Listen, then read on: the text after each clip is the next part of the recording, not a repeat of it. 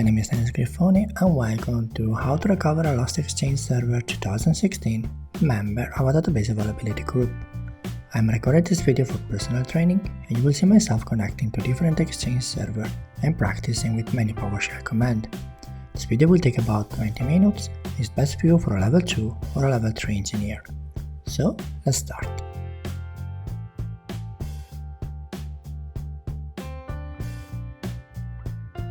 I'm going to verify the host name and the IP configuration for this server that I will use later during the recovery.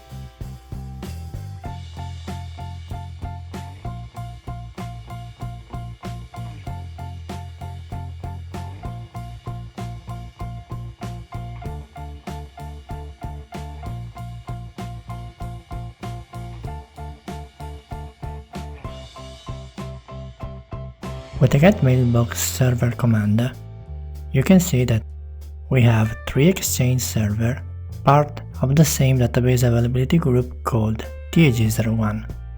And with the get mailbox database copy status, you can see that DB01 is a mounted copy for this server Exchange02, DB02 and DB03 are also passive replicated copy for this server. And before to start, here the storage layout for each server. What I'm going to do now is to simulate a catastrophic failure for this server Exchange02, and just remember that for Active Directory this server is now in an orphan state.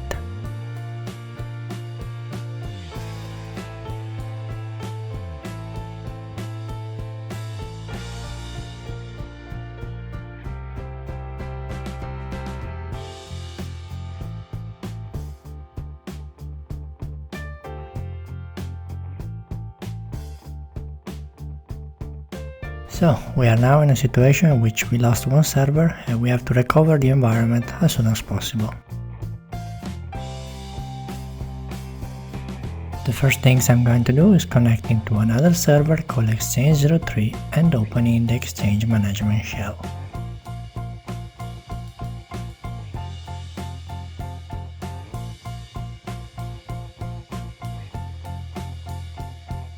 I'm now executing the command get mailbox database, and you can see that DB01 is now the mounted copy on the server Exchange01. The reason why DB01 was previously mounted on Exchange02 and now mounted on the server Exchange01 is because of its activation preference value.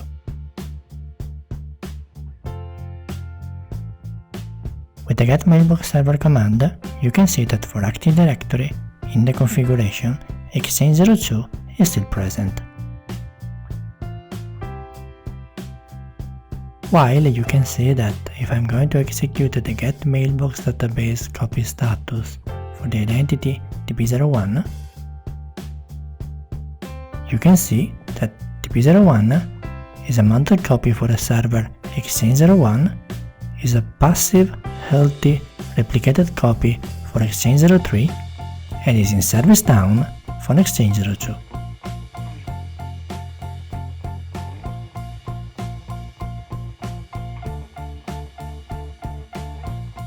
You will usually see myself executing the get help command in PowerShell with the switch examples, just to be sure that I'm executing the command in the correct way.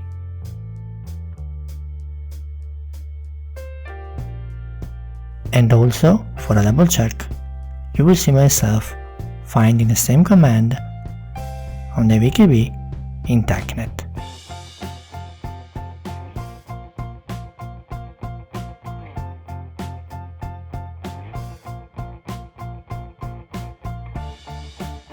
What I'm going to do now is to remove the mailbox database copy with the identity DB01 related to the server Exchange02.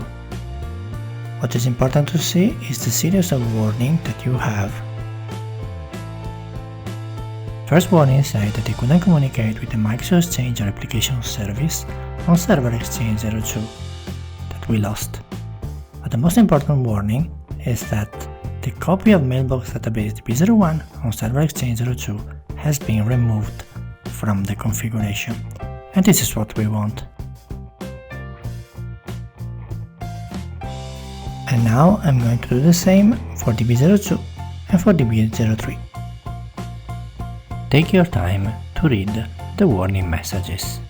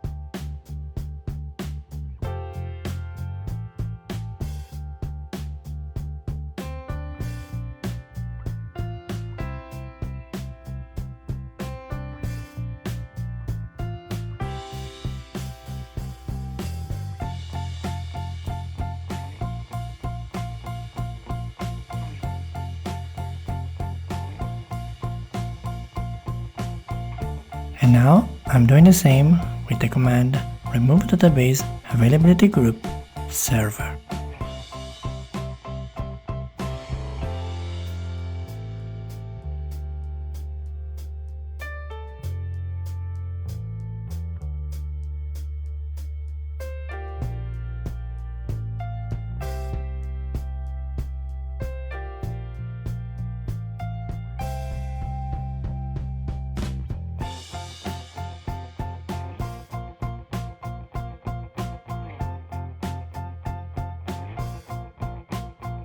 So I'm going to execute the command remove database availability group server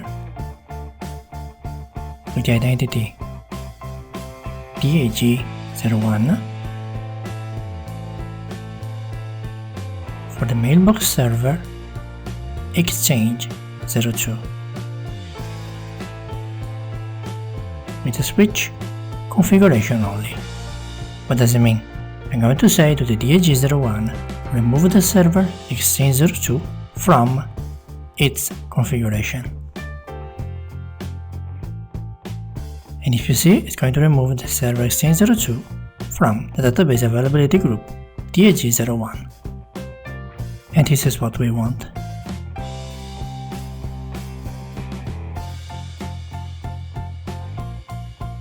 Sometimes the get help command has no example or updated example, so this is the reason why I usually double check in TechNet.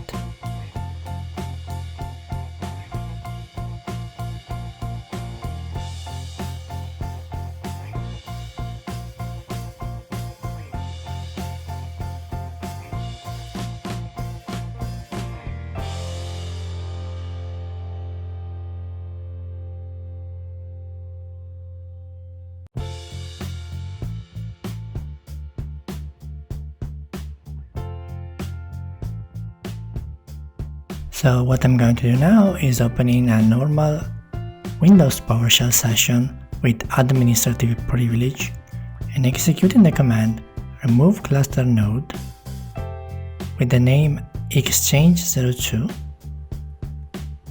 with the switch force. If you have no result, it means the command was executed successfully.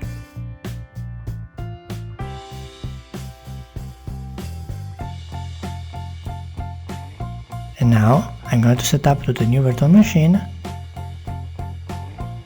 the original IP configuration, the same host name,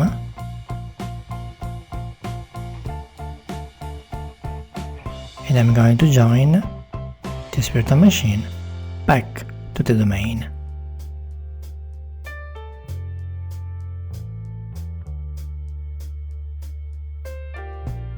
The storage layout has to be the same as before, so same size or more, same volume letter, and same path. For Exchange 2016, the recommended file system for volumes, hosting mailbox database, and transaction log files is Resilient File System.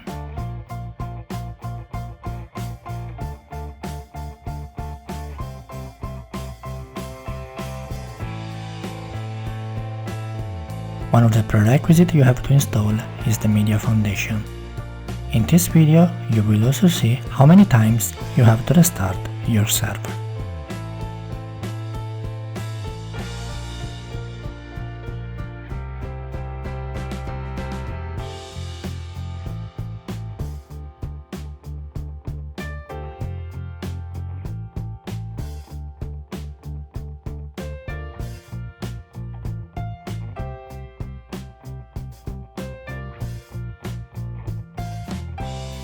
Another manual prerequisite check is to install the Microsoft Unified Communication Managed API.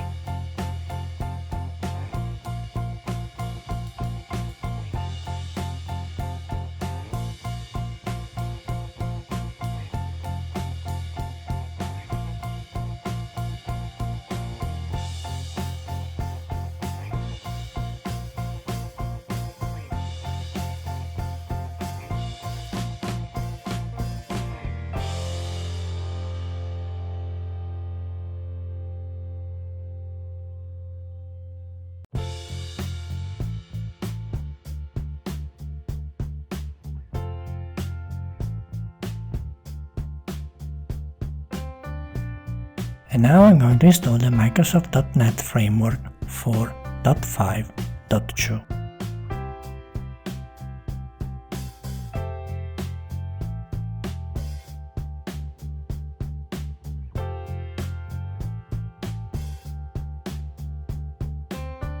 Exchange 2016 does not support time travel, so I'm going to follow the recovery procedure for a lost Exchange server.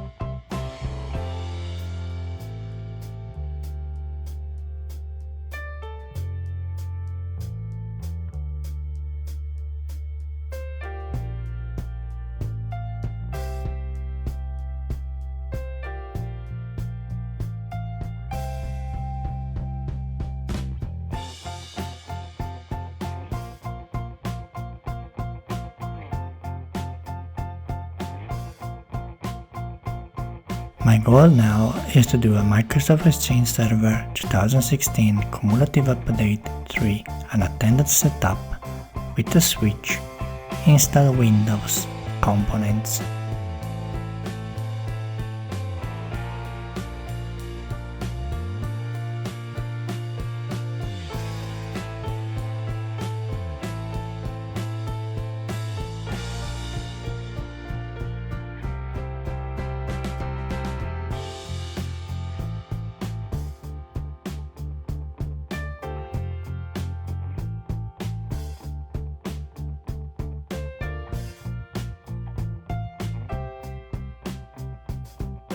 After a series of warnings, I'm going to restart the server.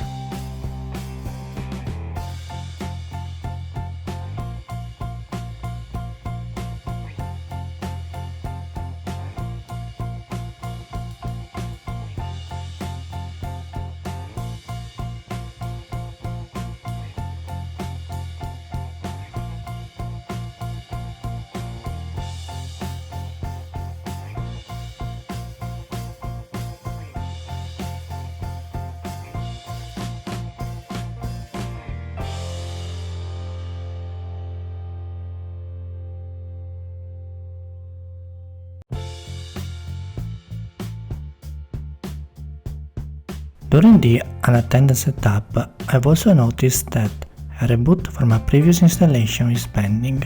Please restart the system and then rerun the setup. And I also found something similar in TechNet. My possible solution was quite simple, just to restart the server 4 or 5 times. And then I was able to continue the unattended recovery installation.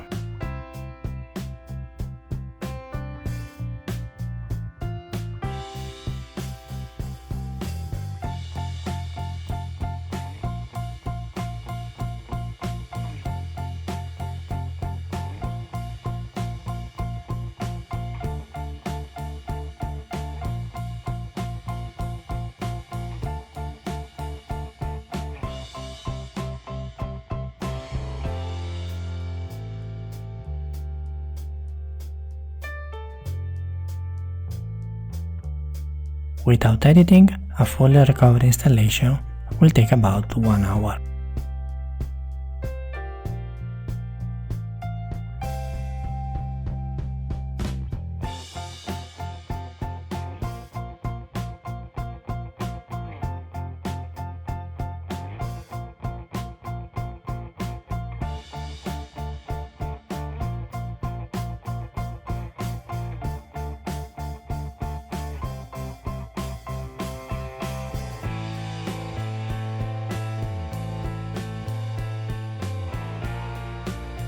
As you can see, we are now after a fresh and new Exchange recovered installation on server Exchange 02.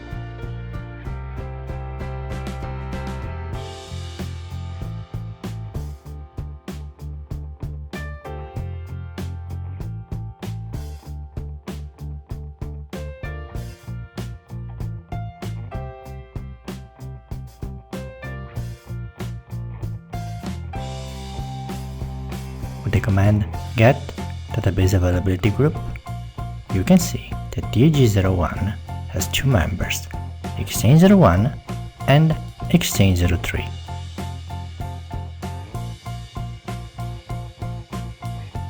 So now, with the command add database availability group server with the identity DAG01, for the mailbox server Exchange 02, we are going to add Exchange 02 back to DAG01.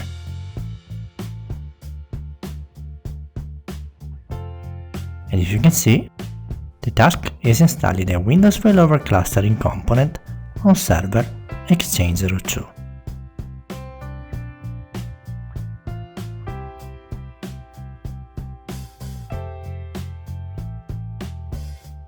And with the command get database availability group, you can now see that DAG01 has Exchange 01, Exchange 02 and Exchange 03 as a member servers. And what I'm going to do now is executing the command add mailbox database copy with the identity db01 for the mailbox server Exchange 02.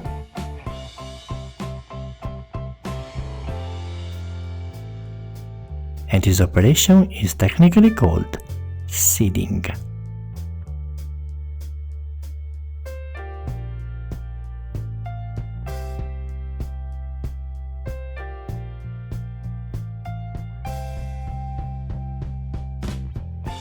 And before to finish this video, I'm going to do the same for DB02 and DB03. Just remember that the seeding operation can take longer times based on how large is your database.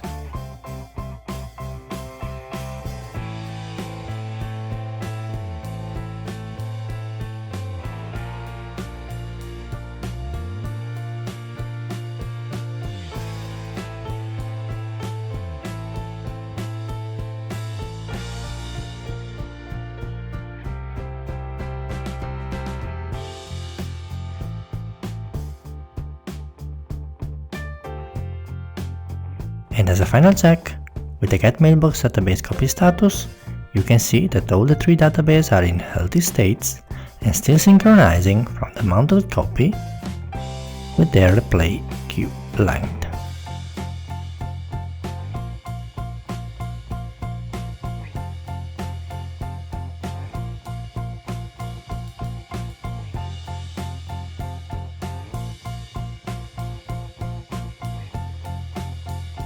And we are at the end of this video, so thank you very much for your time, and if you want to be in touch with me, just subscribe on my channel. Bye!